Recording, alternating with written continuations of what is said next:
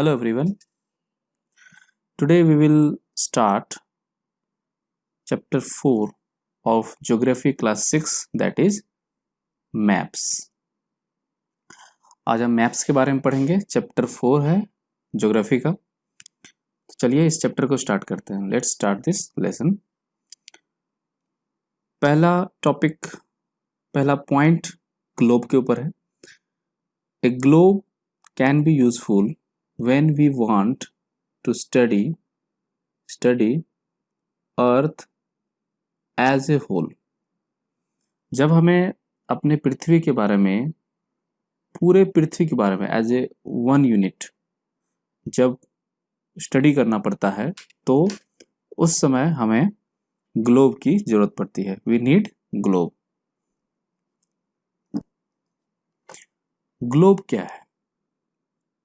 Globe हमारे पृथ्वी का एक नमूना है. इट इज ए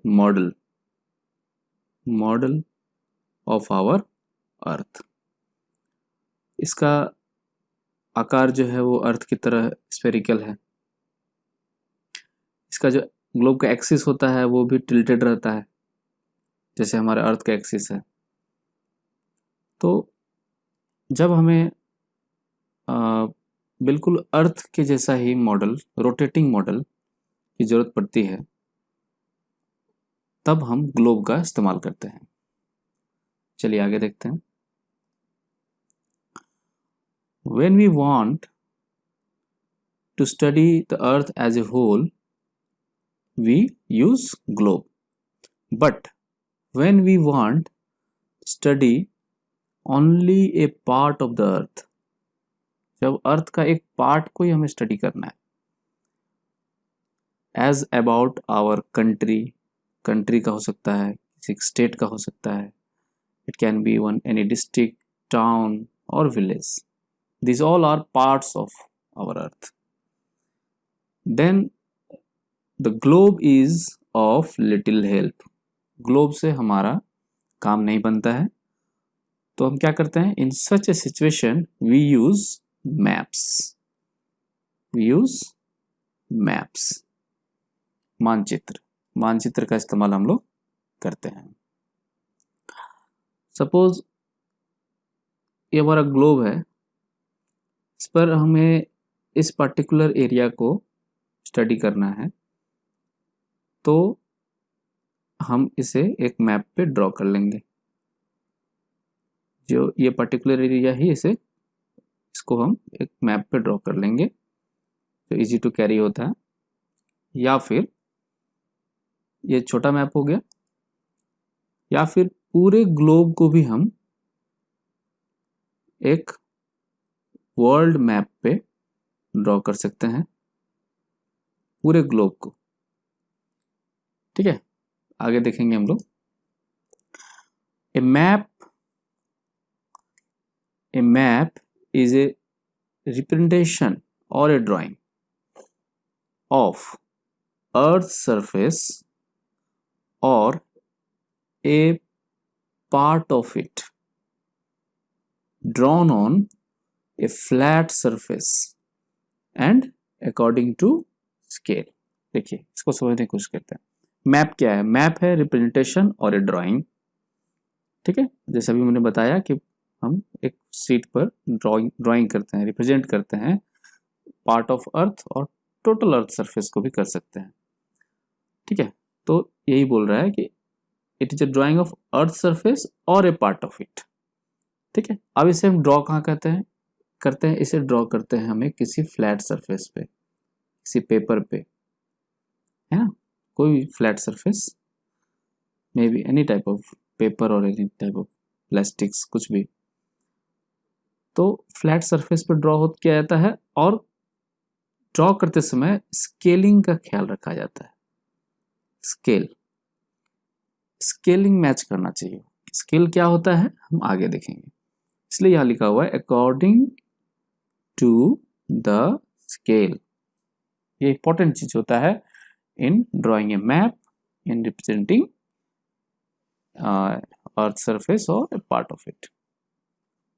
ठीक है, चलिए अब आगे देखते हैं.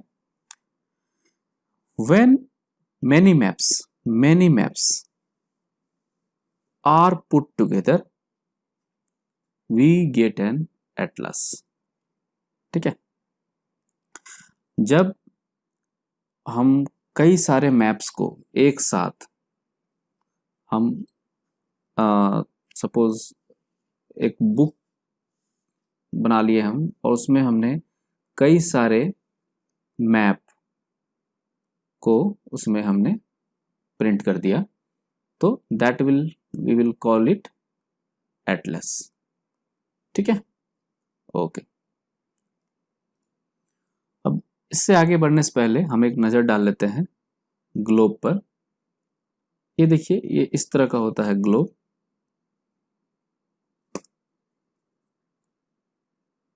ग्लोब है ना, इसकी एक्सिस बिल्कुल अर्थ के एक्सिस की तरह 23.5 डिग्री टिल्टेड रहती है और ये रोटेट भी करता है वेस्ट टू ईस्ट।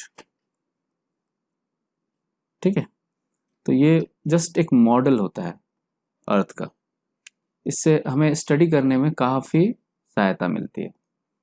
सपोज हमें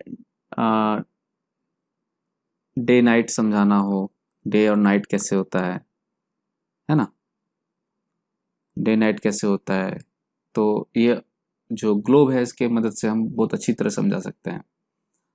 ठीक है, या फिर अर्थ कैसे टिल्टेड है ये दिखाना हो तो इसकी मदद से दिखा दिया हमने, या फिर अर्थ रोटेट कैसे करता है ये दिखा दिया हमने। तो जहाँ पे हमें स्फेरिकल शेप नेसेसरी हो जाता है to make understand something, that at that place we use globes. Okay, now suppose if we draw or represent the globe on a flat surface, we will have a world map like this. तो इस तरह हमें एक globe को हम flat surface पे जब draw करेंगे तो इस तरह का हमें मैप मिलेगा फ्लैट सरफेस। ठीक है, तो ये हो गए मैप्स। चलिए अब आगे बढ़ते हैं। एटलस तो हमने समझ लिया कि जब बहुत सारे मैप्स को हम एक साथ ले लेंगे in the form of a book और समथिंग एल्स, तो वो एटलस कहलाएगा। अब ये देखते हैं आगे कि maps are of different types. Maps के कई प्रकार होते हैं, जैसे पहला हो गया फिजिकल मैप्स, दूसरा हो गया political maps and third type का मैप हो गया थीमेटिक मैप्स। अब इनके बारे में हम एक एक करके पढ़ेंगे आगे, ये क्या होते हैं। पहला देखते हैं हम लोग फिजिकल और relief maps. Maps showing natural features of the earth, natural features of the earth such as, क्या क्या है नेचुरल फीचर्स, जैसे mountains are natural features, plateaus, plains, rivers, oceans etcetera. तो हम कहेंगे the map is physical map और relief map. ठीक है, तो वो मैप जिसमें हम नेचुरल फीचर्स को शो करते हैं वे कहलाते हैं फिजिकल मैप्स और रिलीफ मैप्स। अब आगे देखते हैं हम लोग पॉलिटिकल मैप्स। पॉलिटिकल मैप्स में जाने से पहले एक बार हम आपको फिजिकल मैप्स दिखा देते हैं। ये देखिए, ये इंडिया का फिजिकल मैप है। ठीक है, अब इसमें आप देख सकते हैं माउंटेन्स जैसे पीर पंजल रेंज है ना, deserts, great India desert, plains है ना, ये भी देखिए Aravalli range, these are also series of mountains and hills है ना। इसी तरह से रिवर्स, गंगा, यमुना, इस तरह से और भी है, जैसे प्लेट्यूज, डेक्कन प्लेट्यू। तो ये सारे हो गए हमारे natural features of our country India. तो इसे हम लोग कहते हैं physical map. This is nothing but physical map of India. ठीक है, ये मैंने दिखा दिया कि कैसे दिखता है फिजिकल मैप, ताकि ये डिफरेंशिएट होगा आपको between the different types of maps. Now come to political maps. Political maps में क्या होता है? Maps showing cities, towns, villages and different countries and states of the world with their boundaries. उनको हम क्या कहेंगे? Political map. Political map में हम शो करते हैं cities, towns, villages, है ना, different countries of the world, states of the world, and we show their boundaries also. Okay, तो प्लेस से रिलेटेड जितना भी मैप हो गया उसे हम कहेंगे पॉलिटिकल मैप. ठीक है, चलिए एक बार नजर डालते हैं पॉलिटिकल मैप पे. This is India's political map. इसमें देखिए इंडिया का बाउंड्री आपको शो हो रहा है. इंडिया का बाउंड्री, जैसे हमने कहा था कि विद देयर बाउंड्रीज. ठीक है, ओके. इंडिया का जो अपना नेशनल कैपिटल है, देखिए वो शो किया हुआ है. स्टेट्स, स्टेट कैपिटल्स, है ना, ये हो गए. नेबरिंग कंट्रीज भी हैं. तो this type of map which show cities, towns, villages, countries, और भी हम अंदर जैसे किसी स्टेट का हमें सपोज पॉलिटिकल मैप में दिखाना हो तो इसमें और भी डिटेल्स हम दिखा सकते हैं. तो उसमें विलेजेस भी दिखा सकते हैं, सिटीज, टाउन्स, ये सब भी इंक्लूड कर सकते हैं. यहाँ पे हमने बस इंडिया का पॉलिटिकल मैप आपको एज एन एग्जाम्पल दिखाने की कोशिश की है. तो ये हो गया पॉलिटिकल मैप्स. चलिए आगे देखते हैं. Now the third type of map is called thematic maps. Thematic maps क्या होता है? Let's see this. Some maps, okay, they focus on specific information. किसी खास इंफॉर्मेशन पे बना हुआ मैप है. सपोज एक मैप है we can say road maps. उसमें जितने रोड्स हैं उनको दिखाया गया है. It may be rainfall maps. Okay, it may be maps showing distribution of forests, distribution of industries, their locations, etc. They will be known as thematic maps because they are based on some particular theme, some particular topic. They are limited to some particular topic. They are based on some particular theme. That's why they are called thematic maps. Let's have a look on thematic maps. Here is one thematic map and the theme of this map is recent rainfall tendency. Okay, this is the map of India and in this we have shown 4 types of datas with 4 different colors. Like blue shows increasing trend in the rainfall. Red shows decreasing trend, green shows no trend, and gray shows we have no data. So first map, this bigger one, it is based on annual observation. The areas shown in red differentiate the information from the areas that are shown in blue. How? Red shows a decreasing trend in the rainfall tendency. Blue shows increasing trend and green shows no trend. Okay, and the gray areas we have a question mark because we have no data. So in this way we can differentiate different types of datas using different types of colors. Okay, चलिए इसी तरह से और details में, ये तो annual था, इस बार annual we can also prepare maps based on months, जून, जुलाई, अगस्त, सितंबर, इस तरह से.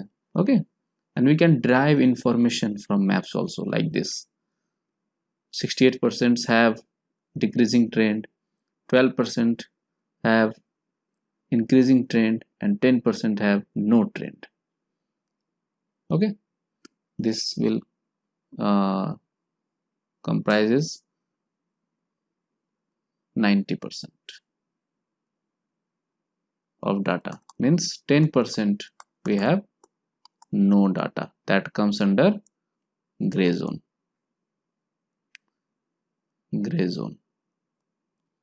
Okay, so this was how we can study thematic maps. What are thematic maps? Okay, let's move ahead. So we have seen 3 types of maps, one by one: physical, political, thematic. Okay, physical map shows natural features of Earth: mountains, rivers, plains, plateaus, oceans. Political map shows places like cities, towns, villages, countries, states, their capitals with their boundaries. And thematic maps are based on some particular themes that focus on some specific information, such as road maps, rainfall maps, forest distribution maps, industries maps, factories maps, crops grown, and like this many one. Now we will study one important topic, that is components of maps. A map is prepared, a map is drawn including its components. हर एक map में इसके important components होंगे ही होंगे. जब हम map बनाते हैं और जब हम मैप रीड करते हैं तो हमें इन कंपोनेंट्स से इजी हो जाता है मैप को रीड करना. So let's introduce ourselves with these components. We have 3 components of maps, namely distance, direction, and symbol. Now we will study these 3 components one by one. First of all, have a look on distance. ठीक है, पहले distance पढ़ते हैं. Maps क्या है? Maps are nothing but they are drawings, and the drawing reduces the entire world or part of it to fit on a sheet of paper. एक पूरे विश्व और पूरा पृथ्वी या उसका एक कोई हिस्सा भी हो सकता है, उसको एक पेपर पर कैसे समाया जाए, किस तरह ड्रॉ किया जाए पेपर पे, तो that is drawing of maps. और इसमें जो मैप्स होते हैं they are drawn to reduced scales. ये इंपॉर्टेंट चीज है. स्केल्स हम लोग आगे पढ़े थे, according to the scales map के डेफिनेशन में, तो उसी का जिक्र है यहाँ पर. Drawn to reduced scales, reduced ही होगा. हम कभी पृथ्वी से बड़ा मैप नहीं बना सकते हैं या किसी प्लेस से बड़ा मैप नहीं बना सकते हैं. मैप्स हमेशा छोटा ही होगा, रिड्यूस्ड ही होगा. ठीक है, तो सबसे पहले जैसा कि हमने बताया था, we will have on a we have look on the scale. Scale क्या होता है तो अब देख लेते हैं स्केल क्या होता है. Scale is a ratio between actual distance on the ground and distance shown on the map. ठीक है, फॉर एग्जाम्पल मान लीजिए the distance between your school and your home, ठीक है, वो है 10 kilometres. And if you show this 10 kilometre distance by 2 centimetre on A map, it means, इसका मतलब हुआ कि every 1 centimetre corresponds to 5 kilometers. Means you have reduced every 5 kilometer distance to an equivalent of 1 centimeter on the map. This is called scaling. This is called reduced scale. Okay. So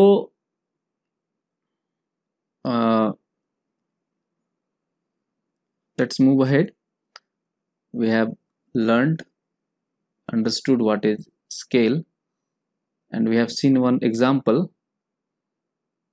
Now if you know the scale, what will happen? If you know the scale, you will be able to calculate the distance between any two places on the map. Okay, on every map there is mentioned the scale used. Suppose this is 1 centimeter and it will have information the 1 centimeter corresponds to 10 kilometers. Suppose it will be mentioned on the map that every 1 centimeter is equal to 10 kilometers. This will be the information regarding the scale.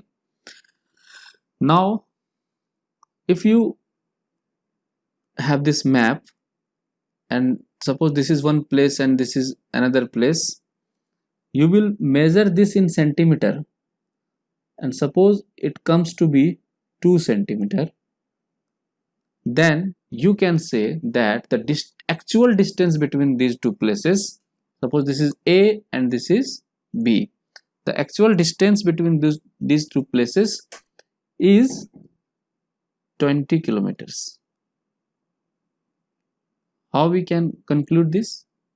We can conclude this using the scale mentioned on the map, because 1 centimeter is equal to 10 kilometer and on the map it is 2 centimeters, so actually it will be 20 kilometers. चलिए scaling को थोड़ा सा और समझते हैं। देखिए यहाँ पर ये इंडिया का मैप है और यहाँ पे आप देख रहे हैं ये स्केलिंग दिया गया है।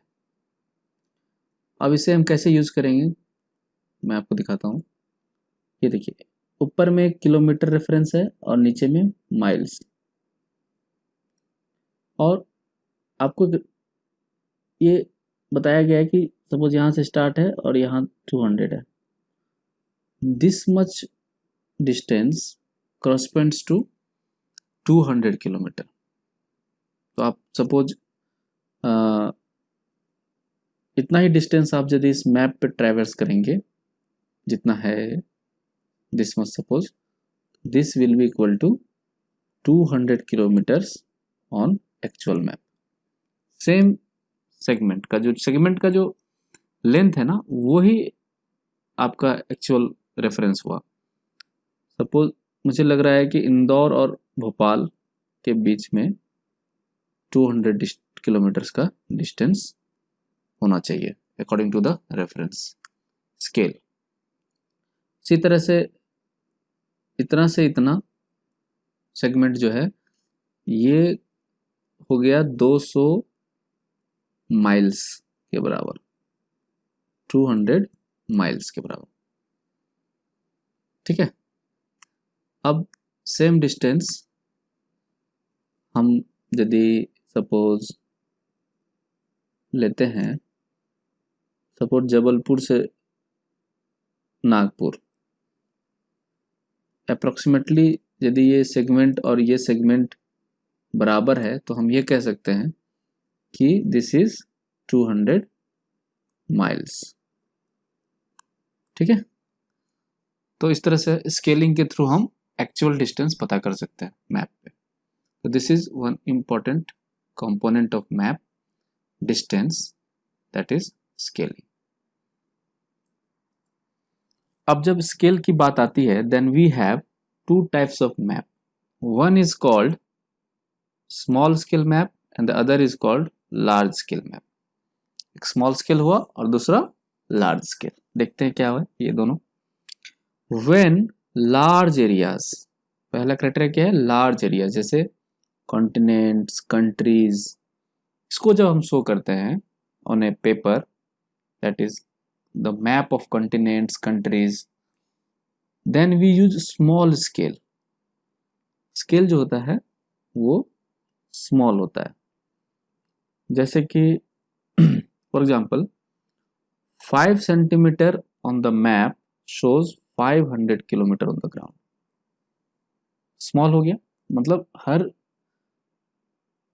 5 सेंटीमीटर 500 किलोमीटर्स को रिप्रेजेंट करेगा. The scale is small, but we have to keep in mind that areas we used to represent are large. ठीक है, it is called a small scale map. दूसरा है, देखिए लार्ज स्केल फिर क्या होता है उसे देखते हैं. स्मॉल एरियाज लाइक जैसे village, town, shown on paper, then we use large scale map. Large scale, that is 5 centimeter on a map will be equal to suppose 500 meters only on the ground. We will call this a large scale map. Here 500 meters is small as compared to 500 kilometers, but the map is large scale, but the areas are small, which we represent on the map. Okay, चलिए अब आगे देखते हैं. First of all, let's have a look on the small scale map. This world map represents a small scale map,